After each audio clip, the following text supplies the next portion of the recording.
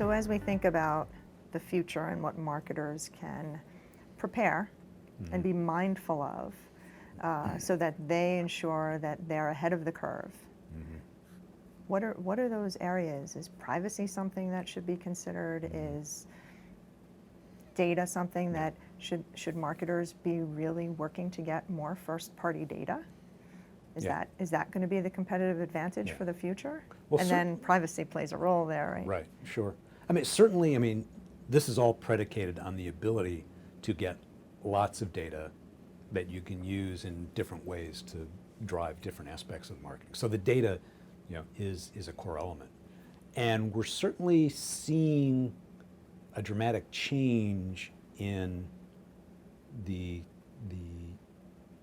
idea of the ownership of data. Again, going back to my early career in the direct marketing days, it was just kind of free for all. And you got the data, you owned the data, you could do anything you want with it, And then with email, so we got into the permission marketing era, so it started to shift a little bit. And now with the privacy regulations we're seeing, certainly in Europe, even in places like California, the FCC's ruling about broadband providers and what data they can and can't track. We're seeing, on one hand, the definition of that ownership being changed by regulation. So marketers have to, at the very least, understand that it's no longer a world where they have carte blanche to get any data you can and use it any way you can. The flip side of that, and I think we're at the roads diverging here in the yellow wood, is consumer control. Ad blocking is kind of one element of that. Certainly mobile apps are another element of that, where when you download an app, you have to give them permissions for all sorts of things, and if you don't like that, you don't download the app. So consumers are starting to be given more control, and the question is, how much of that control will they actually take? There's a number of technology providers out there who are trying to build this concept of a data locker. And now the consumer fully owns the data, and they will give permission to a marketer to use data if they feel there is sufficient value in it for them. But here again, the consumer might give you some specific data points, but they're not going to give you carte blanche. Here, take all my data and do whatever you want with it. It's like, for this transaction, to achieve this end, yes, I will let you know that, like an airline, it's like, yes, I want a kosher meal, or I want an aisle seat. Sure. That doesn't mean that you can then take that kosher meal preference and now sell it to food manufacturers. In the old world, that would have been perfectly acceptable. That's not going to be acceptable going forward. And so it's, again, this mind shift from the marketer has always been about, let me get all the data and I will extract as much value as I can from the data, to, in order to get any data from the customer, I'm going to have to make sure I'm delivering them value.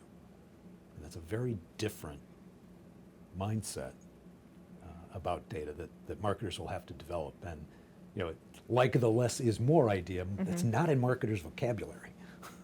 So it's a very different kind of philosophy that marketers are going to have to embrace to be successful. Yeah, so changes. So it's not so much, do you expect there to be disruption, or is it, because regulation could create disruption for sure. Right. Or do you expect more evolution? Yes. Maybe a little bit of both. I think it's more evolutionary, because we've been expecting, some major privacy catastrophe for years. And it hasn't happened. Yeah.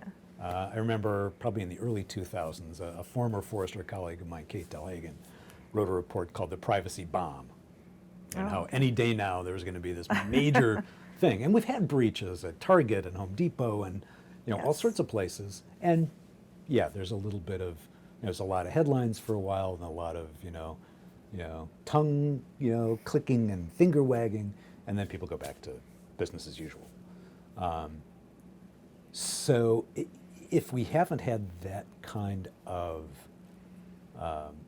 major event yet. I have a hard time thinking that there's one yet that will trigger that complete shutdown. So tends this kind of evolution we're seeing, where it started with email, permission to market, with mobile apps, not just permission to, but then permission to use your GPS to use your location.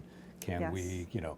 can we access your calendar? Can we access your address book? All these things that I usually go, you don't need to do that to deliver this service. So no, I'm not going to let you do that. So there's that, I think we're seeing that kind of evolution.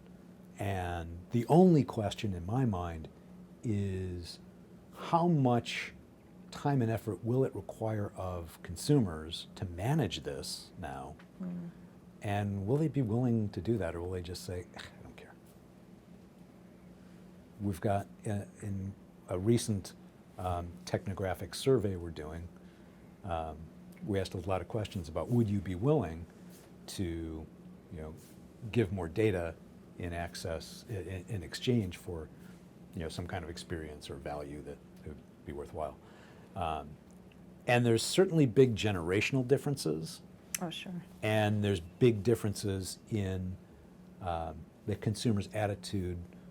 What Forrester has a segmentation about empowerment, how empowered you feel and how you use different technologies and tools to exercise that power.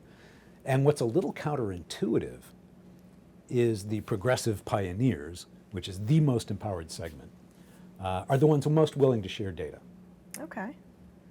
So if you get the terms right, if you get the value exchange right, then yeah, you'll have access to that data.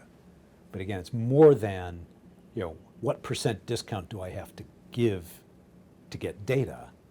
It's also about, in order to get this specific kind of data for this period of time to deliver on this particular experience.